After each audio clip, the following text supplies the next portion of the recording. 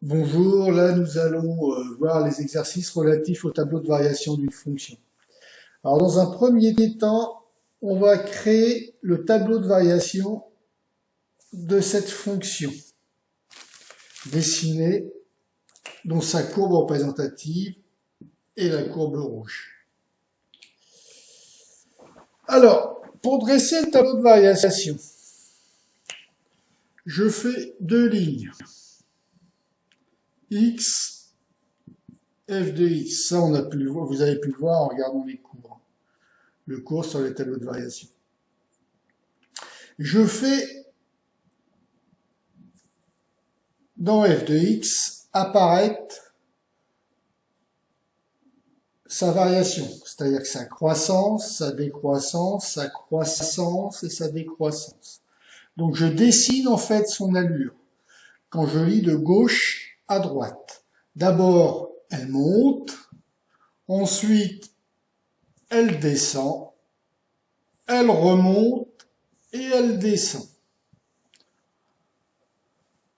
Aux deux extrémités, c'est-à-dire au départ de la fonction et à son arrivée, là où elle existe en fait, ces valeurs en x, la plus petite valeur en x et la plus grande valeur en x où la fonction est dessinée, c'est ce qui détermine son domaine de définition. Donc c'est moins 6, 6. Moins 6, 6. Ensuite, on voit je fais d'abord remplir la ligne des x. Donc je mets d'abord le domaine de définition de la fonction. Après, je fais apparaître la première valeur de x pour laquelle il y a une bosse, c'est moins 4. Moins 4, ça monte jusqu'à moins 4. Après, il y a un creux. Le creux est là, en moins 0,5. Et ensuite, il y a une bosse en 4. Et ensuite, ça chute jusqu'à 2 pour x égale 6. Ensuite, ce que je vais faire, je vais remplir les parties images. F de x. Alors, f de moins 6, je vais jusqu'à la courbe, c'est moins 8. Je fais f de moins 4, et je vais jusqu'à la courbe verticalement et je fais l'horizontale, ça me donne moins 1,5. F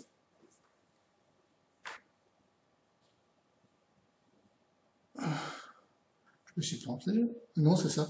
F de moins 0,5, c'est moins 5. F de 4, c'est 6. F de 4, c'est 6. Et F de 6, je monte jusqu'à la courbe, c'est 2. Voilà l'établissement de mon tableau de variation. On voit qu'ici, elle s'annule en 1,9. Si je mets 1,9 ici, l'image, c'est 0. Eh bien, si on voulait établir le tableau de signes de f de x, on voit que f de x est négative en dessous de 0. Ça, c'est l'axe 0. En dessous de 0 pour toutes ces valeurs-là, à partir de 1,9, et qu'elle est positive après 1,9. Ça, on le voit dans le tableau de variation. Ici, il y a la valeur d'annulation. En dessous, c'est moins 5, moins 1,5 et moins 8. C'est que des valeurs négatives. On voit que là, ça descend, donc c'est négatif. Entre, ça remonte à moins 1,5, mais ça reste négatif. Et moins 8, c'est négatif. Tout ça, ici, toutes les valeurs intermédiaires seront des valeurs négatives. Donc on voit que toute cette portion-là, ici, f de x est négatif. Et ici, on voit qu'on reste dans les positifs. On monte jusqu'à 6 et on redescend jusqu'à plus 2. Donc on reste dans les positifs. Sur cette partie-là, f de x est positif.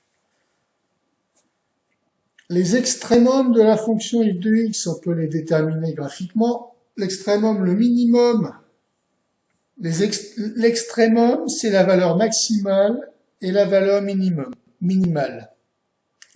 Le minimum, c'est en x égale moins 6, et le maximum, c'est ici. C'est en x égale 4. La valeur maximale, c'est 6, et la valeur minimale, c'est moins 8. Eh ben, on voit que d'après le tableau de variation, on peut le lire directement. On voit que la valeur minimale qu'on peut avoir, c'est moins 8, et la valeur maximale qu'on peut avoir, c'est plus 6.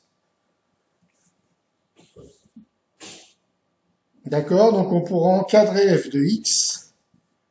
F de x sera compris entre 6 et moins 8. Ça, c'est son minimum, ça, c'est son maximum sur le domaine de définition moins 6, 6. Alors ça, c'était des exploitations, comment exploiter un tableau de variation.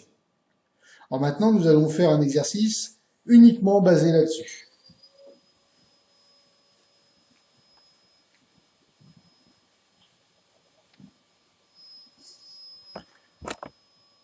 Voilà le tableau de variation que nous allons étudier.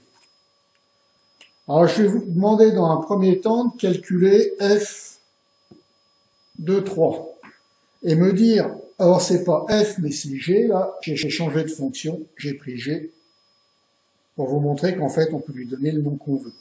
G de 3 ça va être, je me place en 3, là c'est le g, g de 3 c'est moins 2. Alors ça c'est aussi égal à g de 3.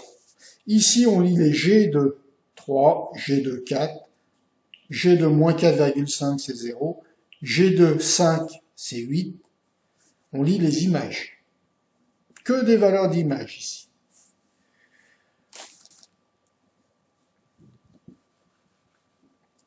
Alors g de 6, l'antécédent, on va lire l'antécédent de 2. Eh bien l'antécédent de 2,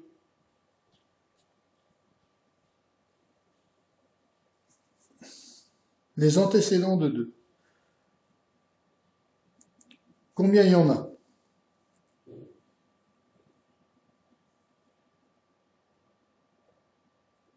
Bon, on voit qu'ici, on va de moins 7 à moins 2, on passe pas par 2.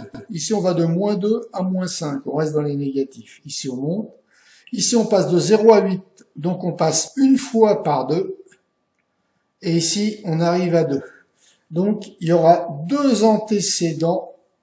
Il y a deux antécédents de 2.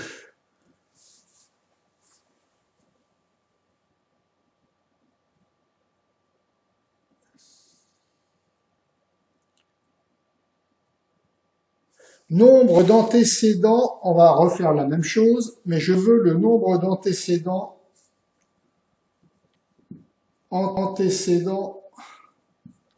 de moins 3. Regardez combien de fois les images passent par moins 3. G de x passe par moins 3. Alors là, je vais de moins 7 à moins 2. Eh bien, il y a une fois moins 3. Et là, je vais de moins 2 à moins 5. Il y a une fois moins 3. Et là, je vais de moins 5 à 0. Il y a une fois moins 3. Donc, moins 3, il y en a un là, il y en a un là, il y en a un là. Il y a 3 antécédents de moins 3. C'est bien d'accord, hein. Pour passer de moins 7 à moins 2, je passe une fois par moins 3. Pour passer de moins 2 à moins 5, je passe une fois par moins 3. De moins 2 à moins 5, je passe une fois par moins 3. Et pour aller de moins 5 à 0, je passe une autre fois par moins 3. Donc il y aura 3 antécédents à moins 3. C'est-à-dire les antécédents, vous n'oubliez pas, c'est les x. Hein. C'est les valeurs de x qui ont pour image moins 3. Alors ça, c'était une approche du tableau de variation. Et maintenant, je voudrais que vous me compariez, d'après le tableau de variation, G de moins 2 et G de 3. Comparer, ça veut dire lequel est le plus grand, lequel est le plus petit. Enfin, lequel est le plus grand. G de moins 2, G de 3. Eh bien, G de moins 2, c'est moins 7, G de 3, c'est moins 2. On voit que la courbe est croissante, donc là, le moins 2 est plus petit et plus grand que le moins 7. Ça, c'est G de moins 2. D'accord? Donc on voit que G de 3 est supérieur à G de moins 2 car il est au-dessus.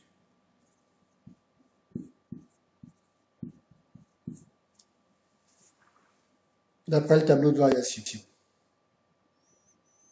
Je voudrais que vous me compariez G de 5 et G de 5,5.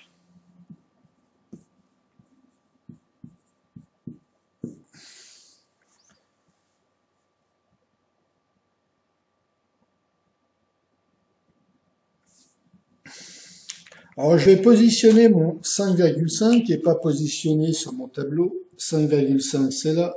G de 5,5 c'est là. Qu'est-ce qu'on peut dire ici? C'est G de 5. Qu'est-ce qu'on peut dire de G de 5 et de G de 5,5? G de 5 est supérieur et plus haut que G de 5,5. Donc G de 5 est plus grand que G de 5,5. N'oubliez pas que ça, c'est l'allure de ma courbe.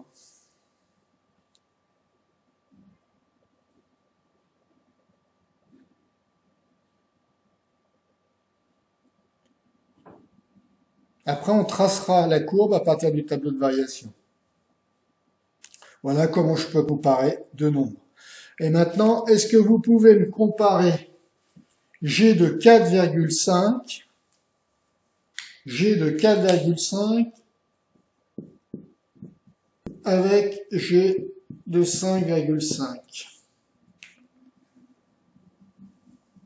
On voit que 4,5 il est d'un côté, là c'est croissant, et G de 5,5 il est là. Là, ils sont pas sur la même progression, ils sont pas sur la même portion de courbe qui est croissante ou décroissante. Donc là, ici, ils sont de part et d'autre, on ne pourra pas les comparer, non comparables.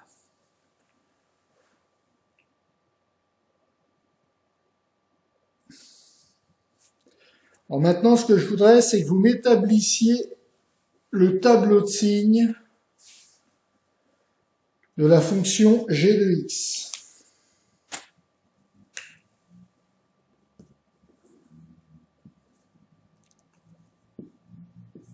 Alors le tableau de signes, il faut d'abord, pour l'évaluer, trouver les valeurs d'annulation. Où est-ce que g de x s'annule? Il s'annule pour x égale 4,5. Donc ça sera la valeur d'annulation de g de x. Ensuite, dans les x, on met le domaine de définition. On voit que g existe, c'est-à-dire que sa courbe existe, pour x allant de moins 2 à 6. Son domaine de définition, c'est moins 2, 6. Eh ben, on sait, avant moins 4,5, ça, c'est négatif. Ça reste négatif, et ça reste négatif. Tout est négatif avant moins 4,5. Le maximum est négatif, donc tout est inférieur. Ça, c'est inférieur à moins 2. Ça, c'est plus petit que moins 2, ça reste négatif, et ça, c'est inférieur à 0.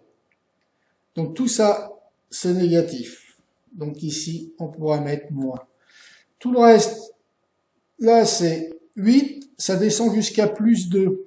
Ça descend pas en dessous de 0, ça reste positif sur cette portion-là. Et sur cette portion-là, c'est au-dessus de 0, donc c'est positif. Voilà, on a réalisé, grâce au tableau de variation, une étude de signes de la fonction g de x. Ça vous sera très utile dans les classes supérieures. Voilà donc comment on peut établir un tableau de signes à partir d'un tableau de variation. Maintenant, si je voulais tracer la courbe à partir du tableau de variation,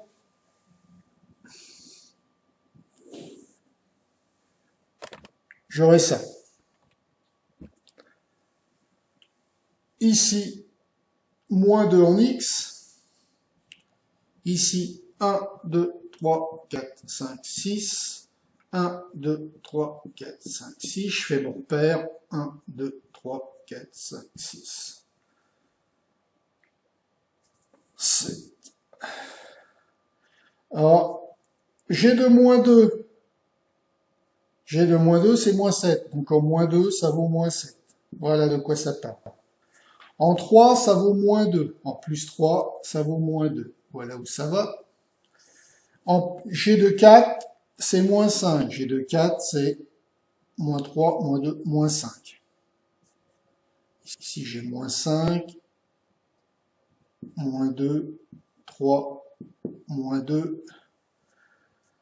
G de 5, c'est 8. 5, c'est ici. Là, c'est 4. C'est 8. 1, 2, 3, 4, 5, 6, 7, 8. G de 5, c'est 8. Et G de 6, c'est 2. G de 6, c'est 2. Voilà, j'ai tracé. Et ben, ma courbe, voilà une courbe possible qui pourrait correspondre à ce tableau de variation. La courbe est croissante de moins 2 à 3. Donc je vais la faire croissante de moins 2 à 3. Ensuite, elle décroît, ici jusque là. Ensuite, elle remonte et redescend jusqu'ici. Voilà la courbe de G que je pourrais représenter. D'accord? Pour la voir pleinement, la voilà.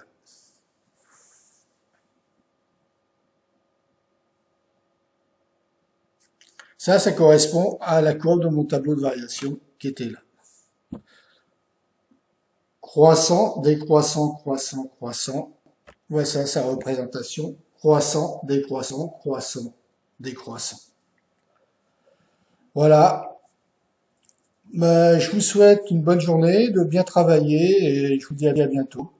N'hésitez pas à revenir sur cette chaîne car tous les cours de seconde y sont présents. Bonne journée à vous.